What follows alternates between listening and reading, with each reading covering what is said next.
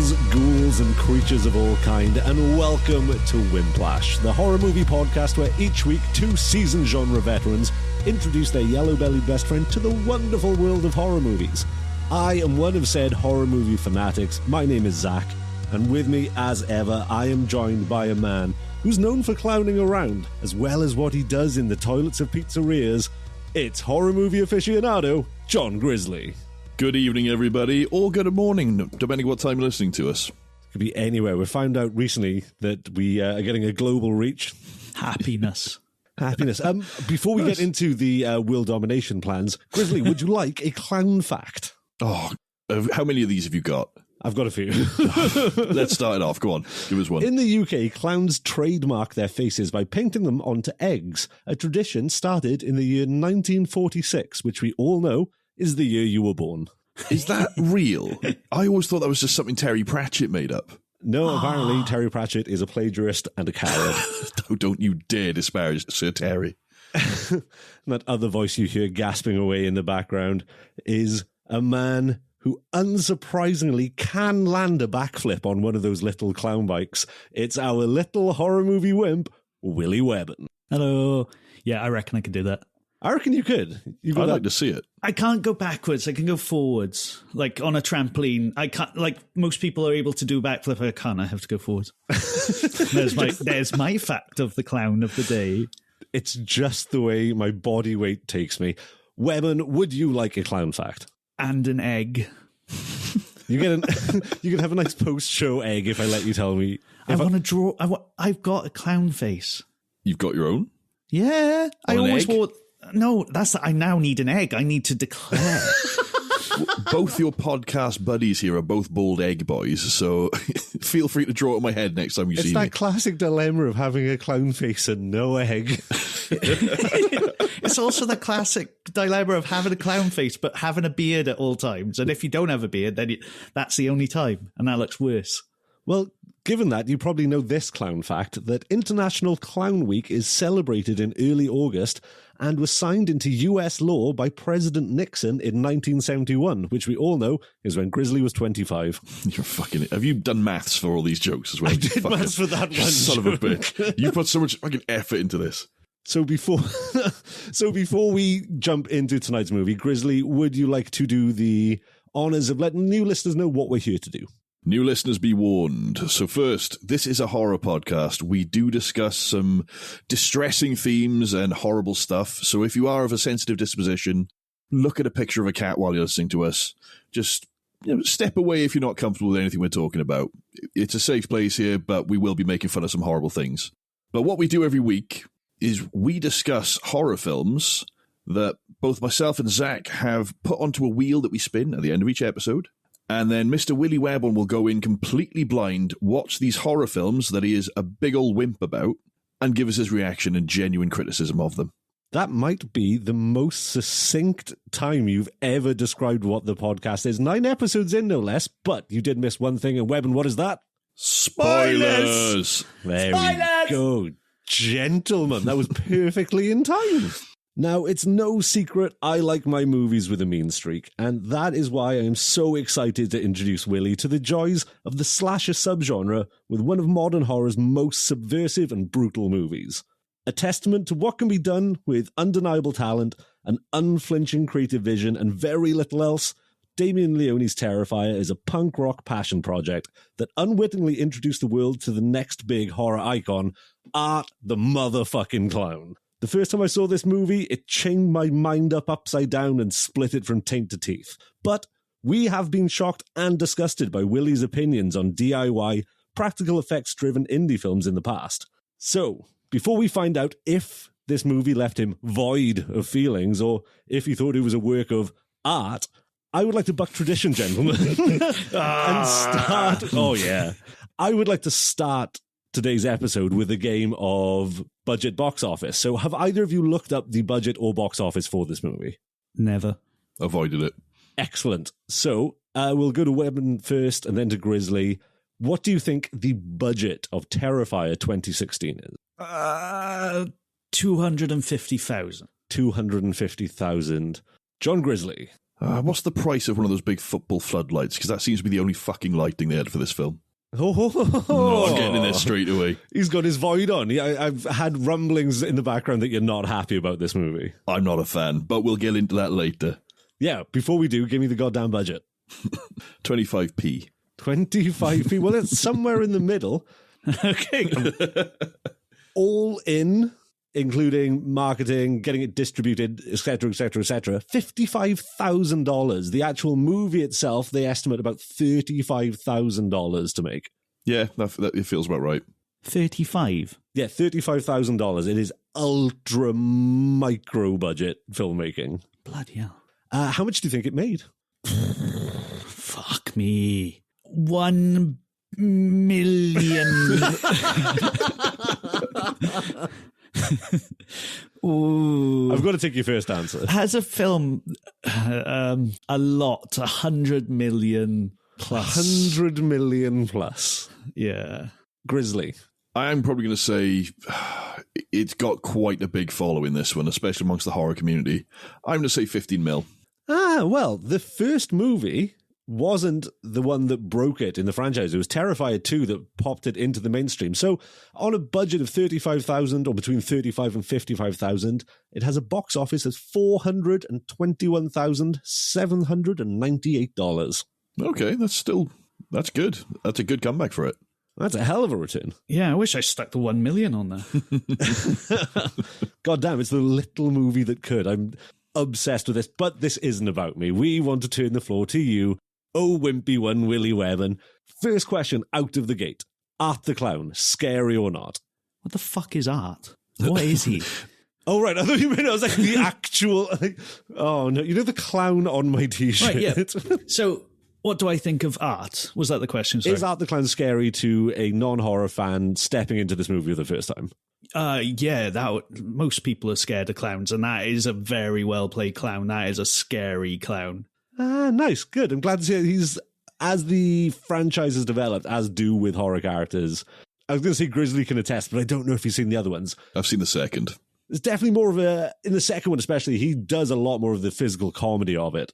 The pizzeria scene on physical comedy.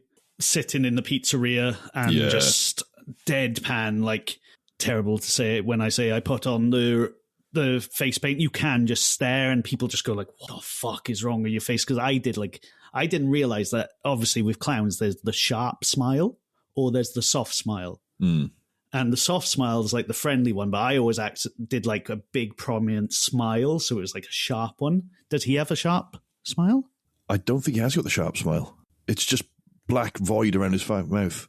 Black void around our friendship. I'm genuinely flabbergasted that at this stage in our relationship I found out that you were a clown. Yeah, I didn't know this. How long have we known you? I've always had a fucking beard. Oh yeah, the classic clown trait. Pizzeria scene. So Deadpan stare. Deep pan pizza. Dead man head. You've got clown engagement. Now this is a question I wanted to ask you. Would you... And maybe actually this is going to be skewed given your revelation. If a clown came up to you in a kebabby and gave you a ring, would you take it? No, probably not. I was saying that's open to the two of you as well. I want Grizzly's opinion on this. Free jewellery. Why not?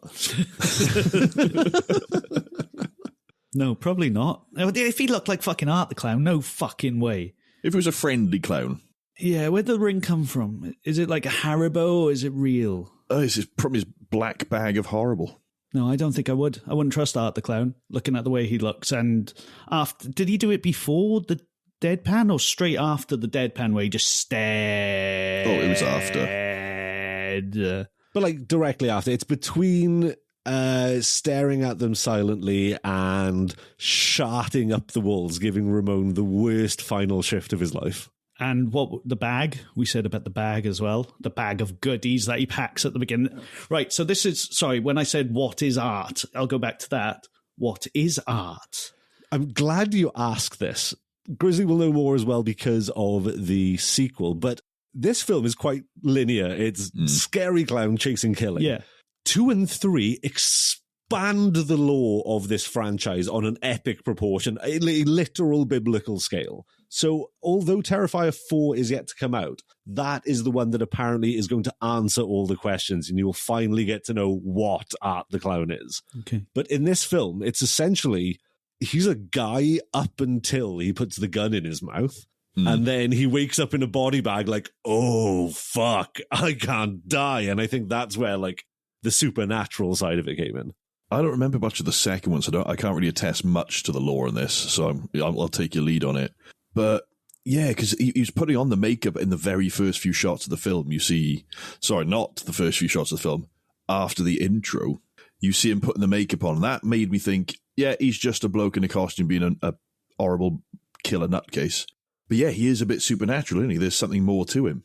So that's the cinematic universe idea. As I say, it builds, you've got that whole lore of it. But do you know why he actually comes back? Because he's a fucking dick. Well, there is that. He's a fucking dick. They tested the film in a first edit, and people liked it so much, but went, so he's dead? They went back and filmed not only the scene where he kills the second exterminator, and then they added the scene where he wakes up in the morgue. So originally it was just going to be Art was just going to fucking take himself out rather than let the cops do it. Oh, it was just going to be a one and doneer. Yeah. But to give it franchise potential, they went back and filmed in what was supposed to be a morgue, but is quite clearly the basement of someone's apartment complex. I like this as well, because I was going to say, like, straight away we meet the main characters of the film, the two girls. But they're not real. There was no, like, no one is the main character. It's like just the kill spree of him going through. And, like, I don't think anyone really lasts in the film as such. No, Art is the main character, I'd say. He's very much, you're following what Art's doing to these girls. You don't sound very happy about it, to be honest. I want to dig into this. You seem like you got a bit of a monk on Grizzly. I did not enjoy this film. I'll be honest, right? What's wrong with you? The first time I watched it, I went in expecting, like, this is going to be a huge horror masterpiece. Everyone's banging on about this film. I was very disappointed. And the second watch just cemented that. The entire way through, and I stopped myself messaging you, Zach. I was going to message you and say, when does this get good? How I felt during the void. Fuck this you. Is what I mean. I was saying to Grizzly before the episode, we are all going to, through this process, find our void. So obviously your void is their void. It seems that Terrifier might be Grizzly's void, and I'm stoked to see that, Webborn, you might like this movie, but I'm more now interested in digging into what's going on in Grizzly's head and why he didn't like this perfect movie. Perfect movie. Jesus Christ. Oh. You know what? I very nearly turned it off and watched the other film that I found on Prime. In fact, no, I did. I watched two films because I watched the wrong one by mistake at first. So, but I'll sprinkle in little facts about this other film, but I'll give you the link to it later on. What do we win if we can guess what the film is? You can guess what it's called. It's about a man from South London who has run-ins with pyromaniacs quite a lot. Mary-Kate and Ashley in it.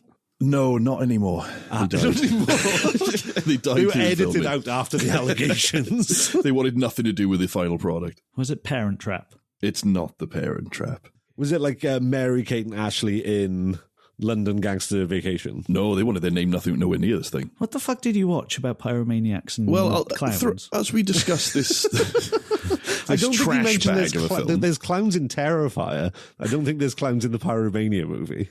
I'll just, every now and then, I'll sprinkle in little facts about the other film for you, just see if you can guess from that. So the first one is just like, well, his dad's smoking a roll-up and actually sets his copy of the Beano alight, and that kind of kicks off things for him, but I'll sprinkle in more facts about the film later on. So was this film sponsored by the Beano? I don't know if they were happy about being in it. Oh, good. It's not like it was Beano product placement. The dandy slipped the money to put a copy of the Beano in to besmooch their good name. This film was probably made with the same budget as Terrifier, to be honest. Maybe less. Oh, you really do have a gripe with this film, don't you? I just didn't enjoy it. I don't think it deserves... No, don't get me wrong. Art the Clown is a great character. Played fantastically. What's the mime? What's his name? David Howard Thornton. Why do they always have three names? Because he is Art, there is already... Yeah, he is Art. In an interview with Chris Jericho, he mentioned there's already a working David Thornton in Hollywood, so he had to go for the middle name. Fair enough. I thought he was doing a whole serial killer three-name thing. But Art the Clown, I will say, great horror icon, brilliant. First film, pile of shit. Okay. Art. I'm sorry, I dissed the void. Is this what it felt like? This is what it felt like. Did you really love this film, Webborn? Because I know Zach does. You can see by my T-shirt and my tattoo. Yeah, it was just a banging film. I thought I just enjoyed the stage by stage going through. Art the Clown's a brilliant character. Sorry, I'm really taken aback by you. But that's all there is to this film. Art the Clown, everything around it drags it right the fuck down. I don't think it does at all whatsoever. I think it's a really good set piece. Then they had the 20-minute short film that this is based on. Then they went, right, let's do feature length because we want to just see if we can do it. They did it on the fly, DIY, punk rock, at most 9 people at a time working on the movie. And they pulled off some fucking absolute textbook horror splatter excellence. Yeah. It just didn't do it for me. I found it boring. Right, it goes into... Right, so we got Sister. We got you never knew how much I missed you. We got the pest control boys. What did I call him? Silly Corgan. Silly Corgan. Silly Corgan. Well done, sir. Well done. It's good to see even in your hour of need you can crack a joke. We got the bald guy who takes it to a very nice toilet downstairs. That was Silly Corgan, yeah. He's one of the pests, sorry, I just realised. Are you trying to steal my body count? I don't... Oh, yeah, no, we're close. Yeah, but I'm just trying to say there was so much good in this. Was there? Yeah, right. So, you can't know. That's bad podcasting. Just gold. You're like one of those right wing. I'm just asking questions. I'm sorry to call you right wing. I just really like this movie. You can like it. That's fine. I just think less. No, but you have to. Otherwise, I get upset. This is evident by the way I'm acting. No, I just wasn't impressed with it. That's all. I will dive further in later on about individual parts. Don't get me wrong. There's some good bits in it. Just so much of it felt weak. I'm sorry to say it. If I start peppering in some more interesting facts so you can build an appreciation of the overall product, not just the movie, how would that be for you? Well, I've seen the second one. I wasn't too impressed with that either. Well, you get the fact anyway. Fact me on. Give me another clown fact. Cheer me up. This is technically a clown fact. Art the Clown's actor, David Howard Thornton, learned how to really use his body in that way, not in classic mime training. No. He worked as the understudy on the Grinch live stage show to Stefan Carl Stephenson, who you may all remember as Robbie Rotten from Lazy Town. I thought I recognised the name from something. So basically, he understudied the guy from Lazy Town, was like, he's the best physical actor I've ever seen. That's what I want to do. And that's where he really learned to just move the fucking way he does. Because there's no denying, Art, even if you don't like this movie, he is a great character. Oh, he's fantastic. He's played incredibly. I love his movement, his facial expressions. You didn't enjoy his kills? No. Okay, can we peel that back a layer? Are you a fan of slasher movies? I am, but there didn't seem to be any tension in this one. Tenseness? See, I use that word specifically. I know. Just fucking waiting. See, I'm goading you in this time. But no, I thought the kills were... I quite like the one where he bone tomahawks her. So we'll talk... That's the first one I really want to deep dive into a bit more, because you've probably got some facts around that. Well, I've got a T-shirt with it on as we I can see it on you right now, but this is an audio medium. We're talking about the time he splits a lady in half. A fantastic magic trick. Well, fuck it. It's obviously so much of this film. Is it worth, out of the way, we do Ice Z's body count? Let's kill those motherfuckers. This is what I'm really excited for. I'm so happy. This is basically what this film is, isn't it? Exactly. I'm so happy with the dynamic of this episode so far. I wasn't expecting Willy to like this film so much. I wasn't expecting for you to be so upset, Grizz. I'm genuinely having a nice time. You won't be. I got so much more to say. I think I was scared of this clown, by the way. I'm not not scared of this clown. This guy... Oh, no one's saying that you're not scared of the clown. We're aware you're scared of the clown. You're scared of shadows. This guy cheats. This is why I didn't like this clown. We'll get into that during the body count. So while I list off the kills, if you want to stop and discuss them as we go along, by all means, cut me off. So the first in the body count, of course, we get the interviewer getting slip-knotted by Victoria. Yes, I'm glad you brought this one straight in. because this is not just Icy's body count. This is also on the bingo card. This is what I mean. I have a couple of BC bingos. Excellent. Which is also what I'm thinking of legally changing my name to. BC Bingo. BC Wimplash with BC Bingo. Can that be your clown name? We need to get you an egg. Oh, yes. You clever. What would BC happen Bingo though, and an in egg. clown law? What would happen if I painted your clown face on an egg before you? That's worse than taking my soul, Zach. Well, you have my soul. So I don't give a fuck. So I get to design your clown then. Have we? Yes, absolutely. Is that you do. how this works? Have we discussed this on the podcast that you have my soul? Yeah. I think, was this last week? 2 weeks ago. 2 weeks. 2 weeks. 2 episodes. It's not in weeks, actually. Sorry. Anyway, body count. So, of course, we have the slip knotting of the interviewer. Now, the interviewer, nice little fun fact for you, Webborn, this isn't the first film that both her and Art the Clown appear in together. This isn't Art the Clown's first film? This is not Art the Clown's first film. The first appearances in a feature film of Art the Clown were in All Hallows Eve, an anthology film made by Damien Leone, which incorporated his first film, The Ninth Circle, which featured Art as more of like a creepy clown, but not a stabby clown, and the 20-minute Terrifier short film, and some like really fucky third segmenty film for it, which is forgettable. But the whole wraparound of the anthology is the lady who plays the interviewer plays a babysitter on Halloween night, and the kids come home with all this candy, but they find a videotape in the bottom of the candy and they watch it, and it's like the short Terrifier films. Oh, so it's kind of like VHS in that way. So that's kind of the setup for the anthology, is it? Perfect example. Well, we'll definitely do the VHS films. We have to. Yeah, we should definitely do those. Because within those, there's ones that each one of us are going to hate and love. So that's going to be a fun episode. Interesting. Yeah. Okay. So we'll kind of drag that into the kind of the dynamic for that. Also, the other anthology of horror is the ABCs of Death. Have you seen any of those? Yeah, those are really good. Some of them are pretty great, yeah. What words are you saying here? This is like a whole... You guys are just going like... Oh, spoilers. You'll see these soon enough. Horror nerds. Sorry, we'll move on with the body count. Body count number 2. Steve's head gets turned into a Halloween pumpkin. Nice. Forget about it. Forget about it. Oh, the Italians. They had some of the best lines in the film. My favourite line by either of them was Steve when he's on the phone to a customer. Art the Clown walks in and he goes, "Gotta see the shape of this fucking guy." Hey, what the fuck is this? Get out of here, you mook. You're fucking shitting all over the wall. You fucking, you grandma go like a fucking. Hey, Steve. Hey, Steve, get out of here, Steve. I can see you taking shit on the wall. Hey, what the fuck? Hey, Sal. Hey, Sal, come over here. It's turned into an episode of The Impractical Jokers. Why was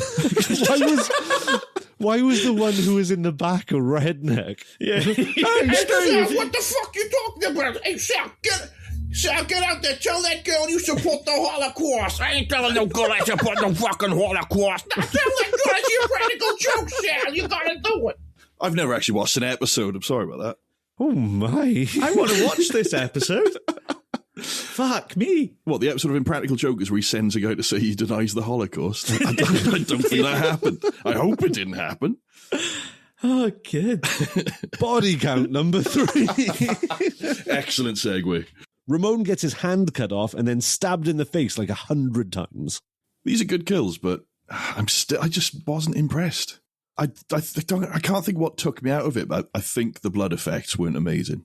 I appreciate that. Yeah, it's all well and good saying, "Oh, yeah, it didn't look very good." But this film was written, directed, edited, co-produced, and all of the practical effects done by one dude with like maybe as much as some people make in a year who aren't doing, like, it's not like fucking baller money. It's like an average living wage. It's 100% of what someone would make in a year. I'll give him that. What's this person's name? Sorry, I have no idea. Damien Leone. Damien Leone. Damien Leone, what a fucking guy. Well, he did everything, like film editing, he fucking filmed it, like everything you just said, basically. Yeah. That is fair dues. Yeah, that's what I was saying in my introduction. It's like a singular vision and just a fucking get-it-done attitude. The busiest empty apartment block you've ever seen. Is it an empty apartment block, though, or is it a warehouse? I don't get that, because they go into the front of just like a terrace building, and then the rest of it is just a dilapidated fucking Dead by Daylight map. It would have been nice if they kind of played on that a bit more, made it a bit more otherworldly, like, where the fuck are we? Is this art's playground that he's kind of turned into his own thing? No, I just think they didn't really have the budget to have multiple places, and that's fair. Oh my God, you're being such a fucking I am dragging the air out of the room, because I can see how much you're enjoying this. Who hurt you? Not Art the Clown, obviously. No, not enough. More. Body count. And that's going to be my new segue from now on. It's the big one. It's the set piece. It's Dawn getting bisected. Is that number 4? Yeah, I think that is 4. Yeah, the 4th one, yeah. Right, can you imagine that? Go on, like, going for the ball sack first, if it was you, and then down. I would piss on my own face, probably. Well, first of all, I work in a hardware store, and he's using a hacksaw. Now, the blade on that would snap. Oh my God, I thought you were being boring before. He needs a bow saw to get through there, because you've got the back and forth motion. He's going to get it through there much quicker, much more effectively. Well, that's why she stayed alive for so long, is because he used a hacksaw. He was missing all the major vital organs with how bad of an inefficient sawing job he's doing. And that's why she was screaming all the way down. It's a good thing he taped her mouth, because otherwise we would have been subjected to more terrible acting. Oh. What? Ooh. I love how confused you looked, Webb. Let me have a selfie with ya. Oh my God. Yeah, Dawn was incredible. What are you on about bad acting? She was a great character. Great character, terrible acting. You have to admit that. I won't. I simply won't. You must. You have to. But I think it's part of the thing. It's part of the slash. Zach's going to kiss me if he could right now. It's part of like the way slasher films were done when, Zach, you tell me. When they're done right. Like, yeah. The bad acting, it can be part of it. Like, the 100%. The scripting of it is to overact it, isn't it? Oh, I had no idea this whole episode would turn into an argument. I'm so genuinely loving it. Just any acting would have been nice. That scene, Webborn, though, they tried to, when they started shopping the film around, loads of studios, or distributors rather, loved the film. Were like, we'll do it, but you've got to lose that scene. And going back to his singular vision, he was like, no, like, I will not compromise my vision. The lady will get sawn in half from vagina to forehead. See, now you're winning me back over, because that's integrity. That part had to be in the film. Otherwise, you're compromising on your vision with that. So the other kills are gory and they are fascinating, but that's definitely the set piece. That shouldn't have been done. That was fucking horrific. Like, that is next level. Like, that is like in slasher, probably going through the years, has there ever been anything as horrific as that? I definitely think art is one of the most violent, but I mean, definitely. Everything is shown. Like, I will add sporadically the films of the franchise into the wheel, because this is really baby steps. There's a extended kill sequence in number 2 that is one of the hardest things I've ever watched in a movie. Okay. I can't remember much of the second one. I will watch it again. So you're too busy with a thumb up your ass going, aren't I cooler than most? I'm not. I know I'm going to get a fuckload of hate for not liking this film, but I just didn't enjoy it. Just didn't do anything for me. No, it is fair. Yeah, you're fully entitled to your opinion. Oh, I know that, absolutely. Which is why I'm arguing so hard against the pair of you. I didn't expect you, Webbs. I thought you'd hate this one. No, I actually really like this film, but like, it's probably because it's not like ghostly scary, but he is like, now he's got this, what is art? Like, he is like inevitable. Let's call him that. He is inevitable. That's a great line. Okay. Yeah, so you're starting to win me over more than Zach is with that one. Oh, yeah, but like, that's the next law, isn't it? He, like, yeah, right, kill number 5, because kill number 5, I think, is the next argument. I mean, this whole episode is just going to be the body count. Kill number 5, Tara gets really shot, and I mean really shot. She was winning the fight, right? But why? Right, so this is it. How many times could he have been fucking killed if they had just gone through with it and hadn't been pussy whipped by not hitting him more than once or doing anything more than once? When Victoria stabs him in the back, in the shoulder, and then runs away, and he just was like, beep, knife on the shoulder, coming for you. You got one shot in, just keep fucking going at this point. Yeah, at that point, the only way to survive is just fucking make sure they don't come back up. So I always thought it was a big subversion of slashers, just that scene where he pulls a gun and just bang, there you go. That I thought was hilarious. And I wish they kind of kept more of that comedy to it, because this was kind of all over the place. Is it a comedy? There's definitely comedy elements, but what I like about that scene in particular is I always just thought it was a cool subversion on the trend. But in an interview with David Howard Thornton, he did say that the whole MO of that is Tara has the upper hand. She's beaten him. He has spent the whole movie trying to break her spirit. He cut her friend in half in front of him, and she can't be broken, and she's fighting back, and he just loses interest in the game, pulls out a gun and just fucking puts it down. And you can see it in the way he does it. He's so just lifeless, emptying the gun into it. And he, as soon as the sister turns back up, game back on. He's ready to go fucking hunting someone else. Art can't lose. He is inevitable. He is inevitable. That's a fucking line, dude. That is so good. Right, sorry, can I just jump back one kill count, please? Okay. Because I've got the order wrong.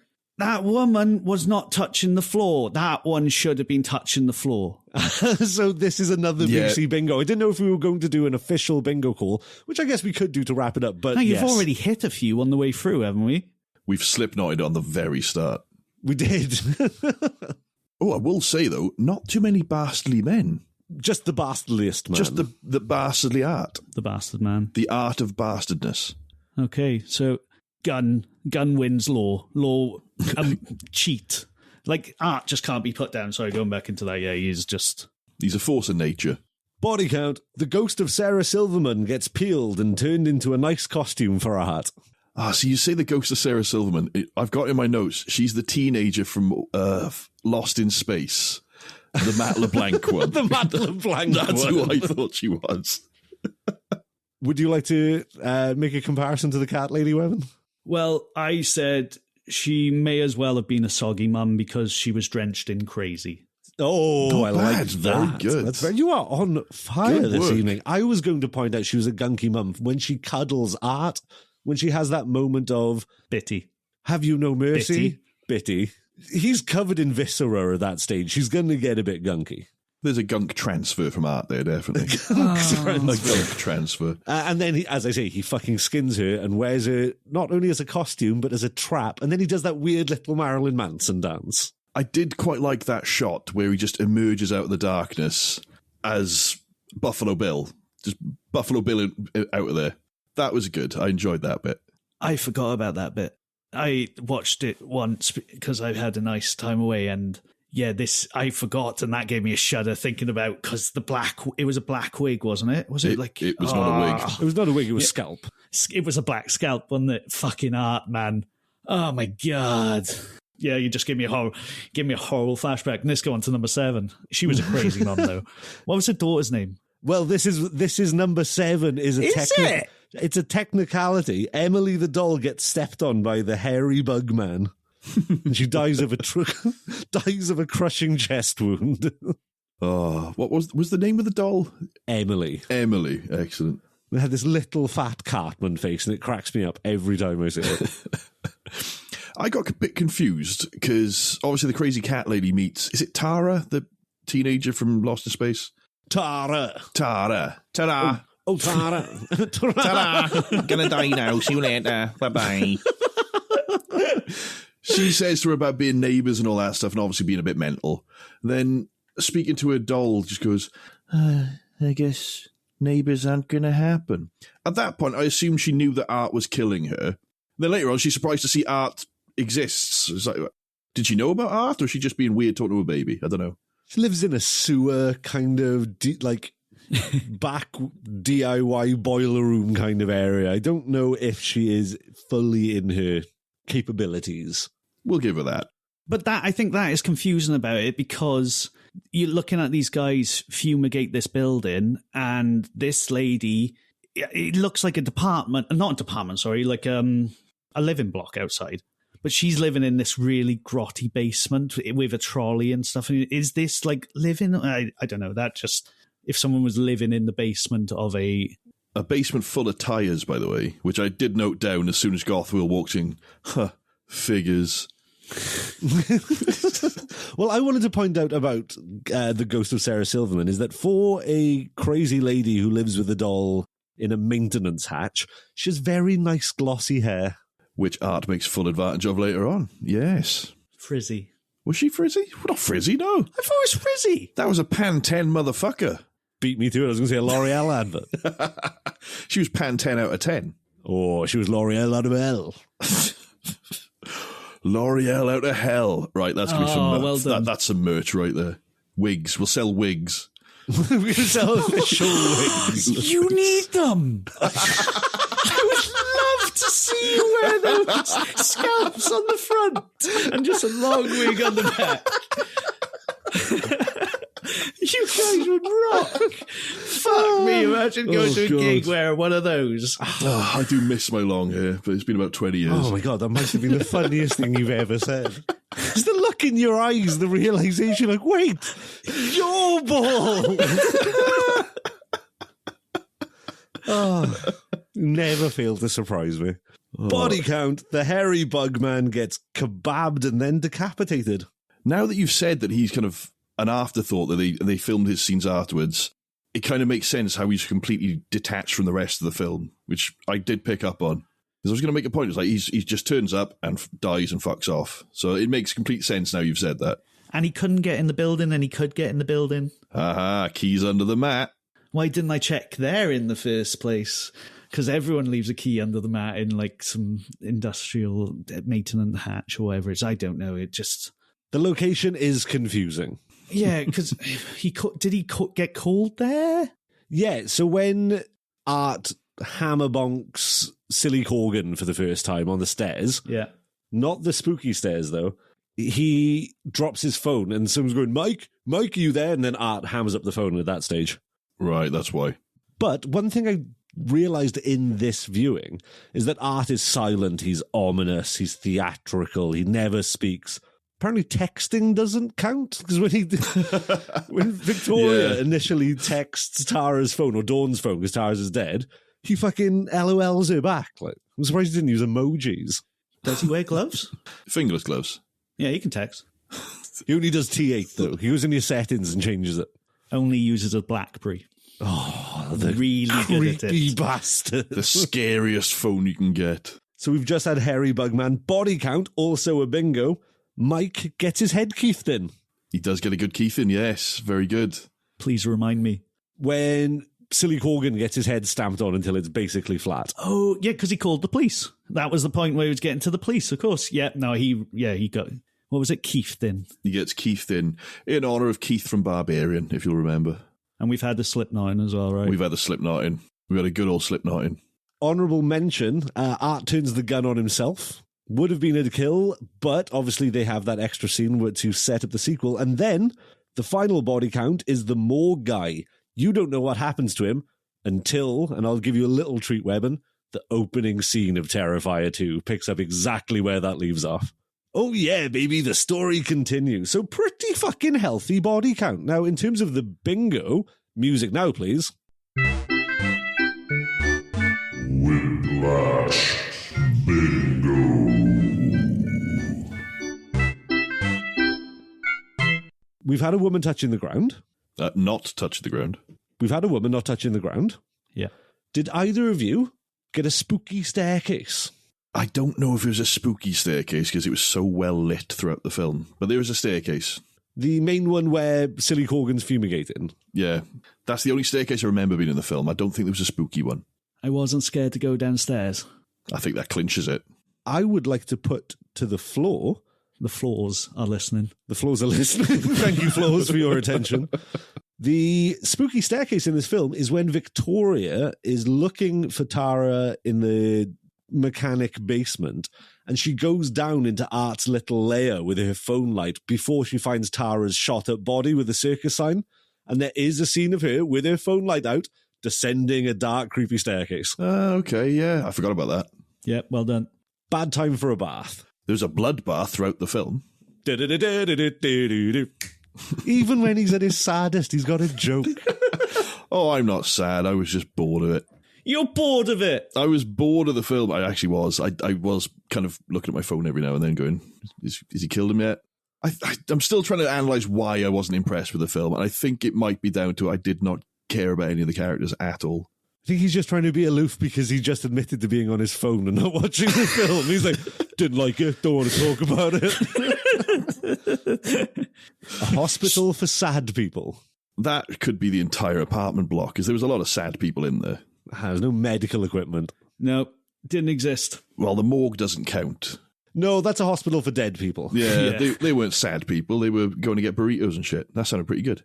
In all fairness, the mortician, I like that. He's like, you know what? I got 2 bodies. Give me as many burritos as I have bodies. Hey, yo, Sal, give me some fucking bacon, Sal. Hey, yo, Sal, give me the fucking bacon, you fucking gabooga. We've covered a gunky mum, which, as I said, that sounds fucking terrible. So did Art, somehow. A bastardly man. We haven't got a series, but we've got a man so bastardly he does the work of many men. It was almost the opposite, because all the men in this, other than Art, were trying to help. Maybe the hairy fumigator, he was a bit of a bell end. Oh yeah, he stepped on Emily the doll. He killed a baby. All right, I take it back. Wait, is she like an Annabelle? Ooh. No, she wouldn't be. Crazy mum. No, doubtful, but it's a nice one. It's a nice thought. It's a nice thought. Is she an Annabelle? It's a nice thought. I don't want to meet her, but is she an Annabelle? In that world, that one's fine. Stay That's in another that cancelled ITV game show. Is she an Annabelle? Paddy McGuinness would come down a giant lift and talk to a pantheon of scary dolls. Is this doll spooky or creepy?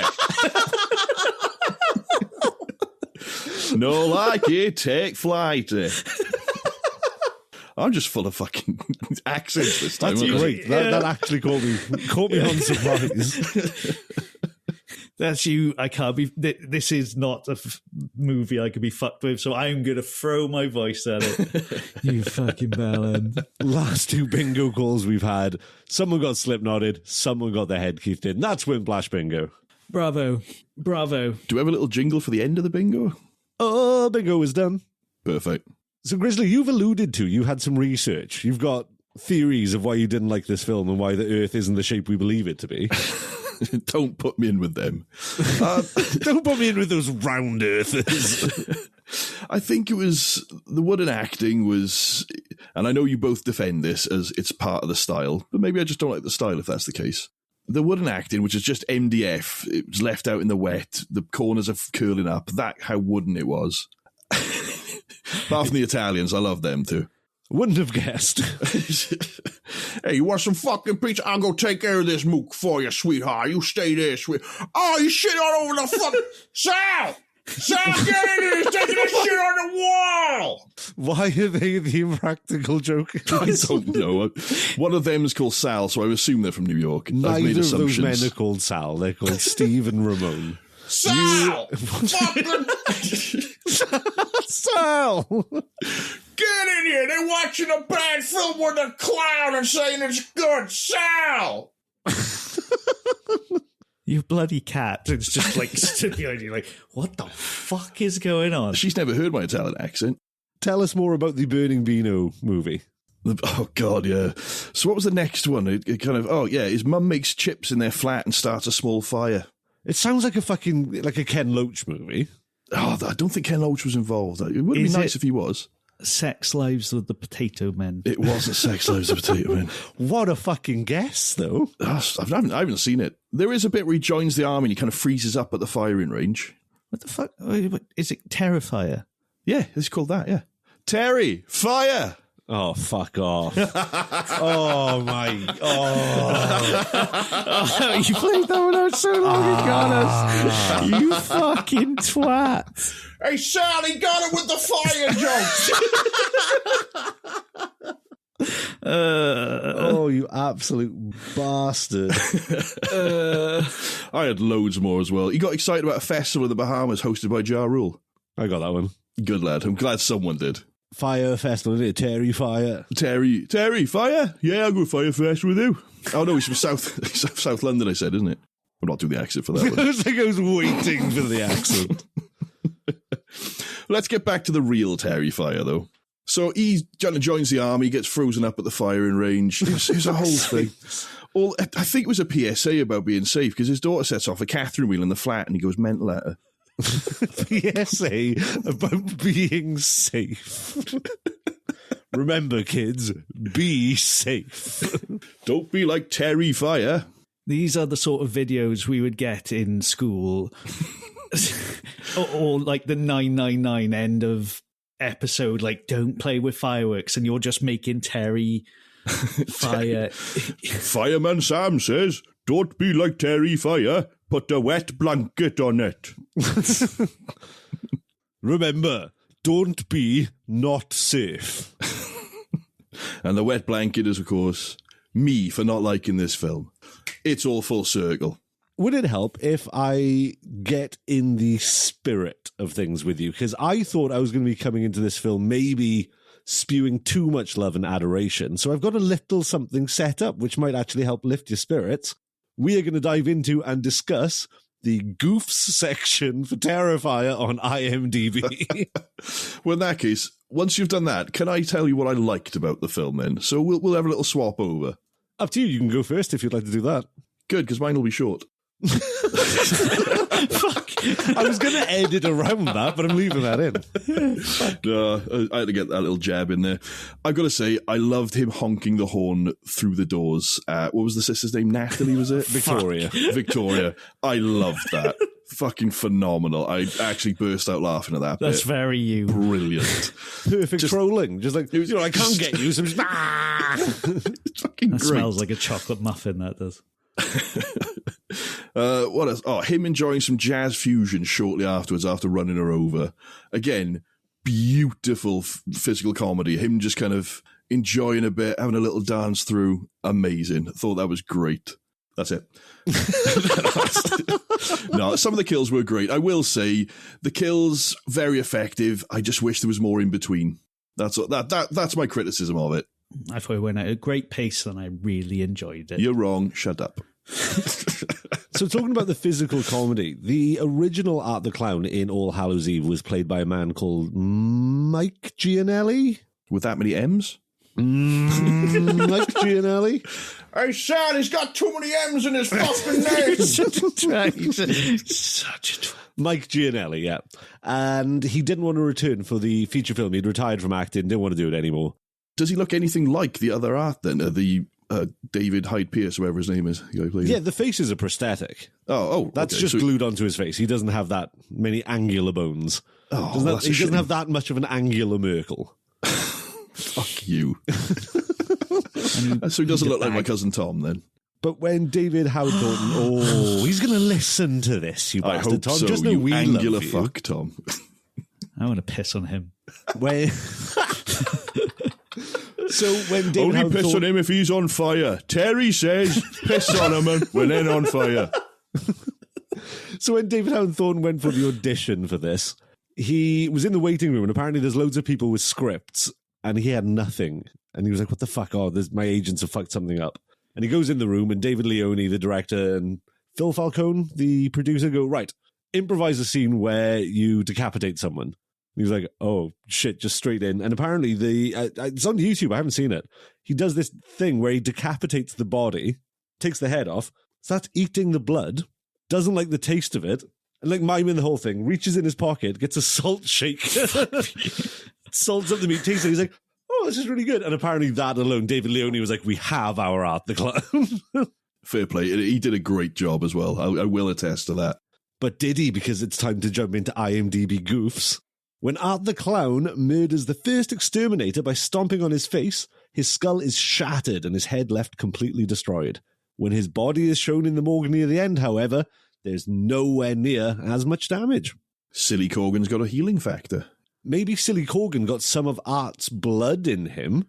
Oh. Weapon X program. Is Art from the Weapon X program? Side question. He's Weapon Clown. Weapon A. Weapon A! Hey, weapon. Hey, Sal, this guy's fucking weapon A. I'll keep doing it. Is this the same as me trying to figure out that being Annabelle? This is like these are all the inside what could happen, or is this No, stuff this is improv comedy. Oh, sadly. That's what we should do. We should try answer the goofs. No, well, I was trying. You could try that. I'll answer.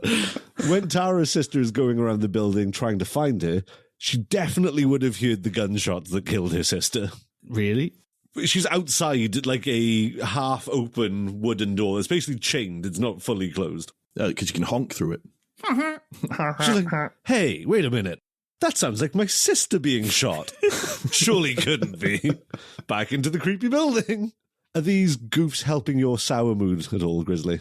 No, not at all. I thought she was going to be the main character again. Like, that's what you're led to believe as well. As I say, the main character's no one lasts. Is the person at the end is so, or the person at the beginning is so deformed, you have no idea who is that going to be, the surviving character. That's an aspect I did like. The wraparound. Yeah, the wraparound was good, and the whole who is going to be the final girl. So you're aware of the final girl trope, Webbs? Because I don't think we've discussed this, have we? This is our first slasher. Yeah, what is the there's always a final girl? It's a well-known trope. There's always a final girl. So I think probably the best-known example is Jamie Lee Curtis in the Halloween films. Okay. Sorry, I have the first one anyway. Of course, well, you haven't seen it. Why would you know? But there's usually... You've not seen Halloween? I probably at some point, but I don't think I've, I have a confession to make. I, obviously I've seen a lot I've been guessing this entire time. I haven't watched any of these movies.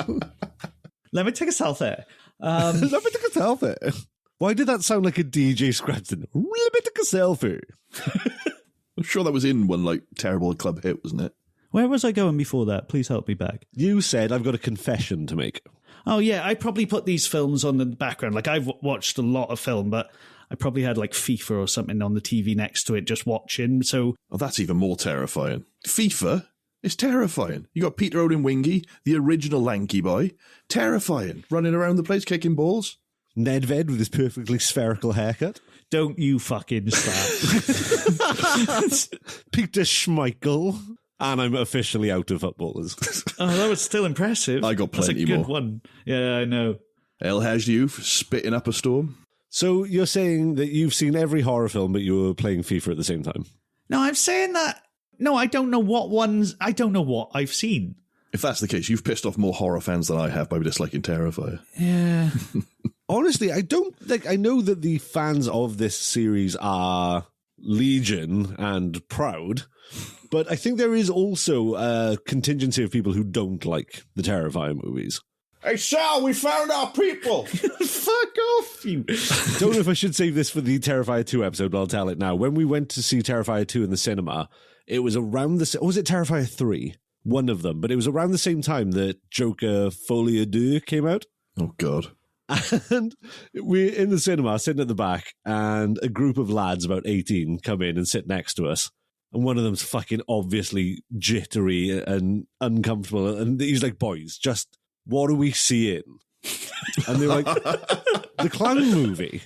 So they've done to you what we're doing to Webborn. He was like, yeah, no, but they basically bought him a ticket to the clown movie. And he was like, worse than you are, Webb. This guy was fucking squirming. No, this is what I was like. How old were they? They were like 18. Yeah, no, this is what I was like. I'd be like, boys, what are we doing? No, I can't be here right now, thanks. I was just fucking textbook. I love it. The way they're all looking at him going, we're seeing the clown movie. Good boys. Have you both been to Alton Towers? I have been to Alton Towers. Do you remember Hex? Yeah, Was I it like Hex. The swinging tree one? Yeah, it's good fun. Zach, do you remember this one? Can I make a wimp admission on the air? Am I going to lose bravado? Oh, fuck yeah. Is this a big I'm revelation? Not alone. I watch a load of horror films. That doesn't affect me. It's quite comforting in a way. The scariest roller coaster I have been on was Treetops. To be fair, as a tall man, that's fucking terrifying. I still have a concussion from it. But no, roller coasters aren't my jam. Will not do them. That's not a roller coaster, though. It's a swinging tree. No, Oh, does it? It's like a tree that puts its keys in the bowl. That's it, yeah. Oh, the fuck. Yes, no, sorry. I know it as the fucking tree. Yeah, Alton Towers Fuck Party, 2004. It was great. If you don't walk away with splinters, you're not doing it right.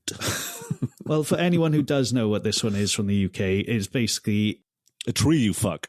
A tree you fuck, yes. No, you go into this big echoey hall, which is all darkly lit, and there's a video of somebody got chained to the tree, and it was a haunted build up to this tree. Anyway, I was in year 7 and I ran off from my group of friends because I was so scared of this, the ghost trains. Yeah, that was like a ghost train to me. I forget you don't like ghost trains, do you? I still really want to get you on a ghost walk. We're doing a ghost tour, surely. We got to do we'll do it. We'll go ghost hunting. We'll have the orbs floating about. No cameras. No cameras, just recording equipment for listening to you going, oh. Because I will punch you. If you put a light on in my face, I will punch you. And then if there is a light in my face, I'll punch whatever it is. No lights. I'll just come out swinging. Oh, all right, deal. No lights. No deal. No lights. No music? Gentlemen, have you noticed that it's that time in the podcast where we stop talking about the film and start rambling inanely? Oh, shit. Yeah, you're right. Do we have any last thoughts that we would like to say about the film before we jump into rating and reviewing? I do want to go back to talking about the wraparound of the... We were talking about the final girl. We just go way off fucking topic. Yeah, wow, that was a tangent and a half. But the final girl thing, I didn't know who was going to be the final girl. First watching this, and then again, because I didn't remember that well. I assumed it was going to be the teenager from Lost in Space again, the goth girl. Turns out it's his sister. Fair enough, cool. That's kind of a switch over. I don't think we're given enough time to really care about the sister that much. Especially when you don't know what she actually looks like. Well, yeah, that didn't help. Because she's like, I think you forget her face as soon as she changes. Oh, that's horrible to say because, yeah, no, it's a horrible thing to happen to anyone. No one should go through a dysmorphication. A dysmorphication. Oh, I can't. Stop me. No, this reminds me of during Barbarian when I got myself into a really sticky situation talking about male sex attackers, so I understand your pain. We shouldn't make fun of these things. It's not to be made fun of, and this one was, and it should be made scary, but that was a scary kill. Is that a Slipknot as well, actually? No, because he eats her face. He doesn't push fingers into her eyes. She's not dead. And she's not dead. The one she kills. Oh, yeah, the anchor. one that Victoria kills, the interviewer. Yeah, that's a Slipknot in. That was a Slipknot in. Yeah, so no, she was having her face eaten, which deformed her, right? Yeah, she got her face eaten off. So when you first watched it, because obviously I have the beauty of hindsight, this is like the fucking fifth time I've seen this movie, did you clock on at all that Victoria was going to be the face lady from the interview? Or did you just think that was just like something at the beginning to set up Art the Clown and the Miles County Massacre, and that, like, did you expect the film to come full circle? No, I suppose I did. I don't know. That's a really tough question. I don't know how I felt about it, because it was at the beginning of the film and so much happens until you come back to that point. Like, there's a lot to see in that film. Like, and as I said, I didn't know any of the main characters, so I kind of forgot about that one too. That might have been the time before. I wasn't expecting the full circle. Does she follow through that circle and to the other side? Victoria becomes an integral character in the Terrifier series, especially in number 3. She's like a main character in number 3. That is not nice. I don't like that. There's a great scene not only with Chris Jericho, but also a hospital for sad people. Oh, hang on. At the end, maybe there was a hospital for sad people. No, that's number 2. At the end of number 2, there's a hospital for sad people. No, but her parents are picking her up at the end of this film. Oh, yeah, no, I don't think she was having face surgery in the hospital for sad people. I think that was a hospital for injured people. A hospital for faceless people.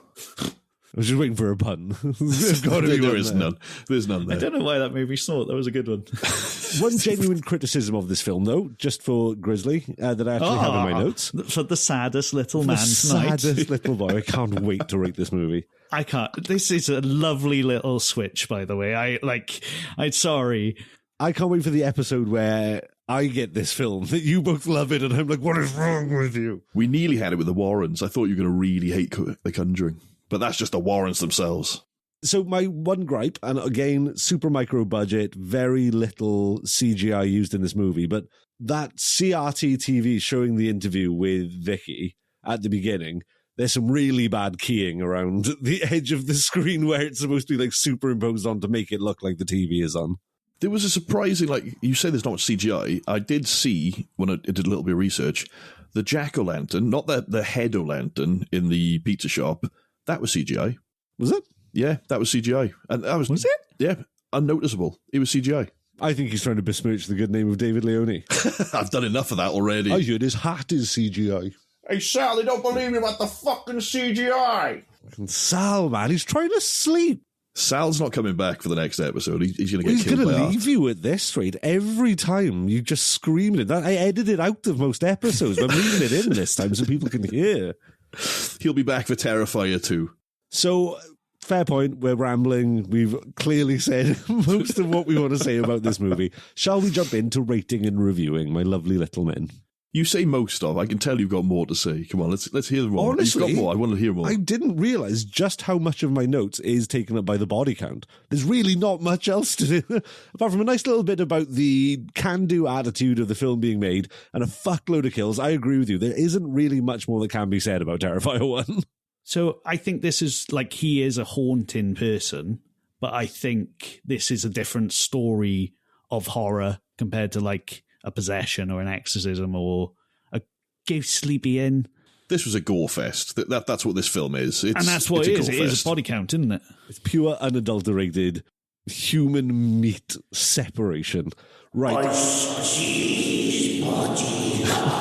Fucking hell, first he tries to steal the segment, then he makes fun of my fucking voice. No, that was good. That was, put the echo on it. I will, don't you worry, I will.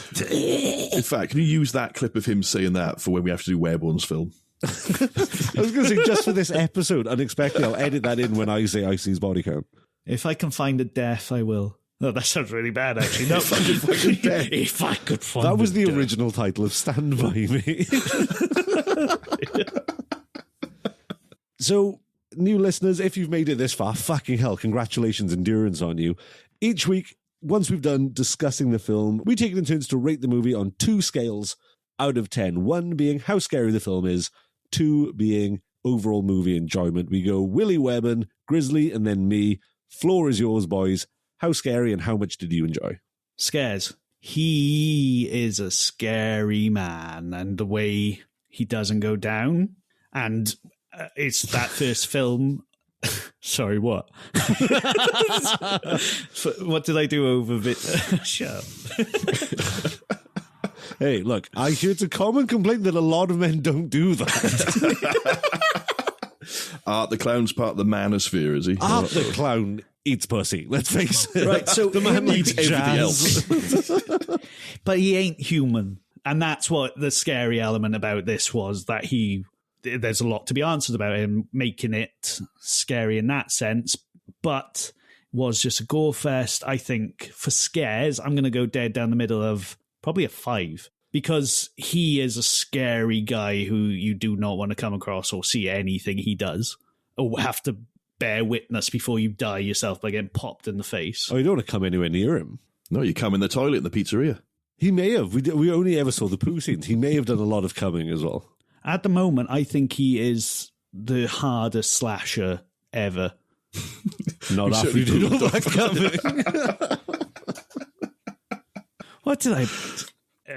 yeah, so 5, down the middle. Enjoyment of this film. I think it's pretty obvious. I really enjoyed this one. I think 9. Wow, I was not expecting a 9. Fucking hell, amazing. I wasn't expecting a 9, Jesus. Yeah, I really enjoyed that film. I like what was the style of acting you called, Grizz? Wooden. I like that as this... Not wooden. No, like the comedy acting of like the slasher film era. I get along with that. I can appreciate a terrible script because I can't write one myself. Hey guys. Is that your terrible script? See? Terrible. Really good at this. Well, just words come out and then... And hope for the best. Yeah, so I really enjoyed that film because that's my level of writing.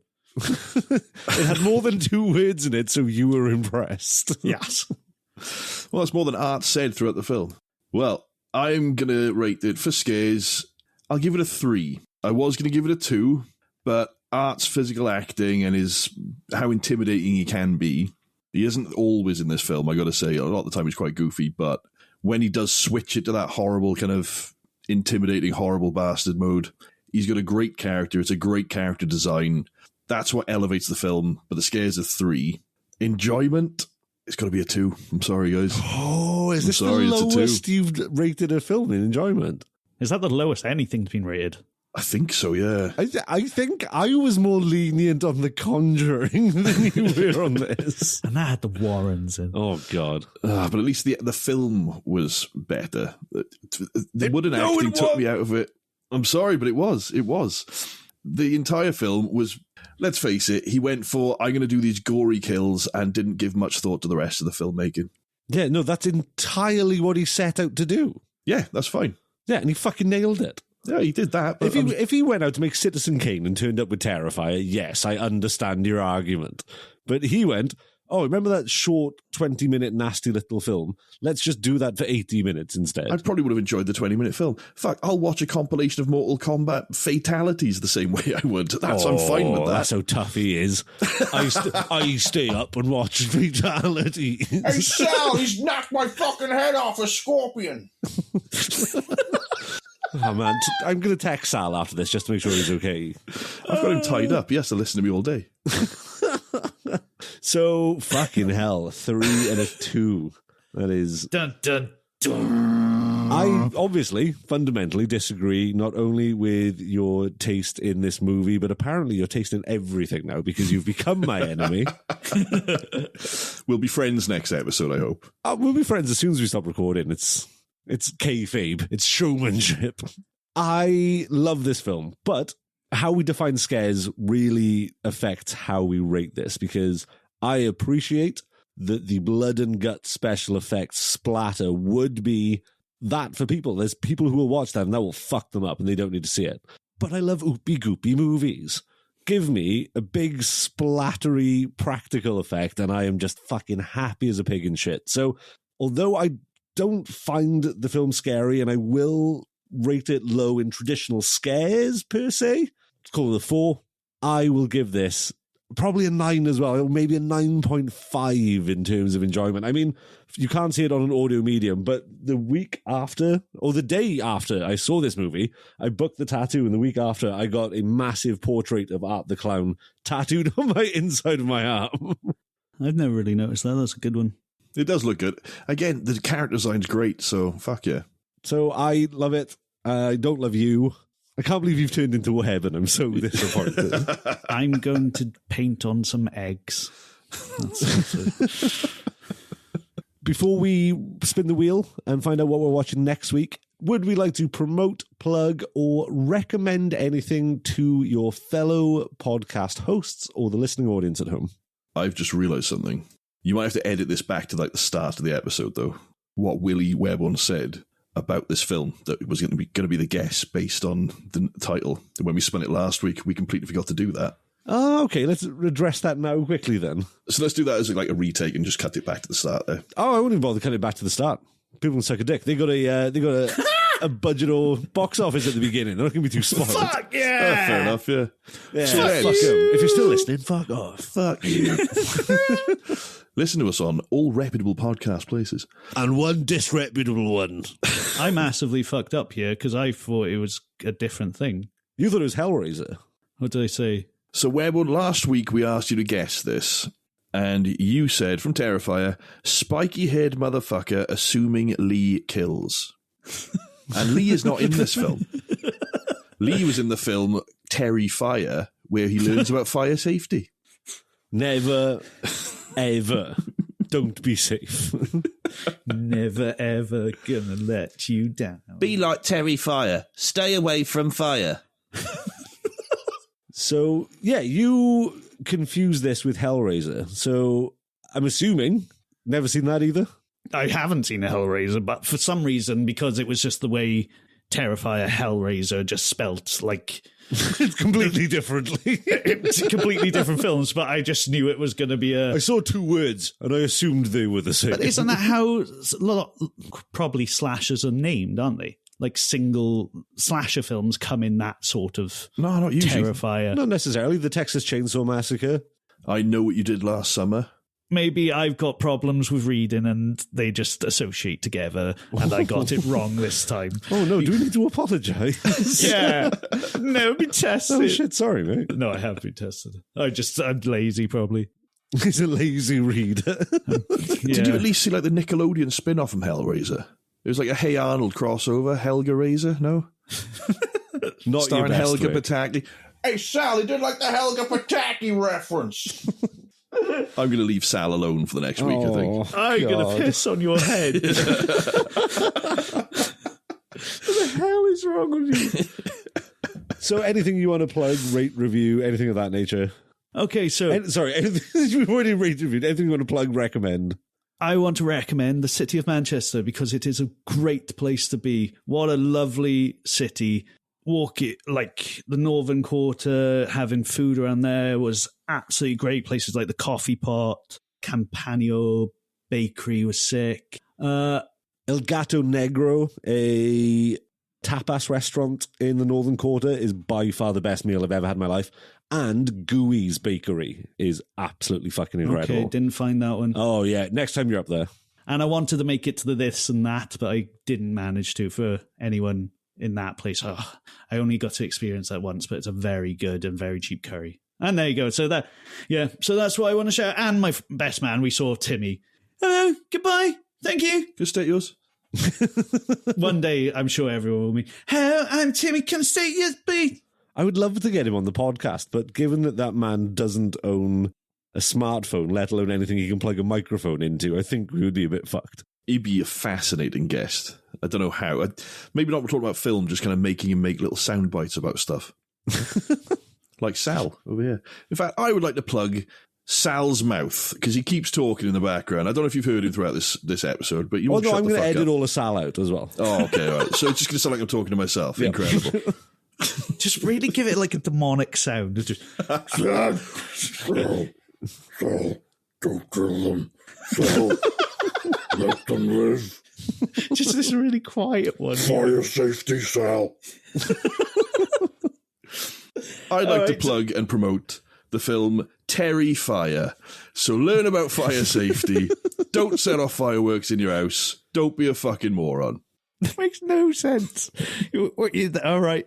Yeah, go on, Zach. I would like to plug Grizzly into that thing from The Matrix that uploads knowledge just so he could fucking get some taste once in his daft little life. Oh, you're going to put the mini disc that says Terrifier Appreciation in there.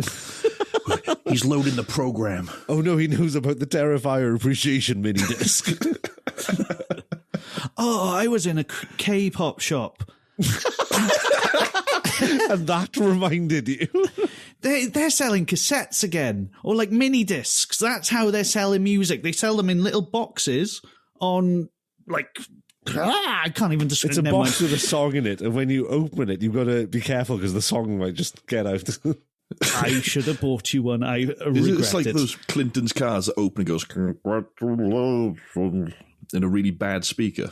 Or is this just a box you've found that has tapes in it? I have no way to show you this evidence right Hang now. on, because I'm old as hell. I remember when tapes were to be bought and sold. So they did just come in boxes that you take the tape out of and put them in your stereo. You're so old. You remember when people were to be bought and sold?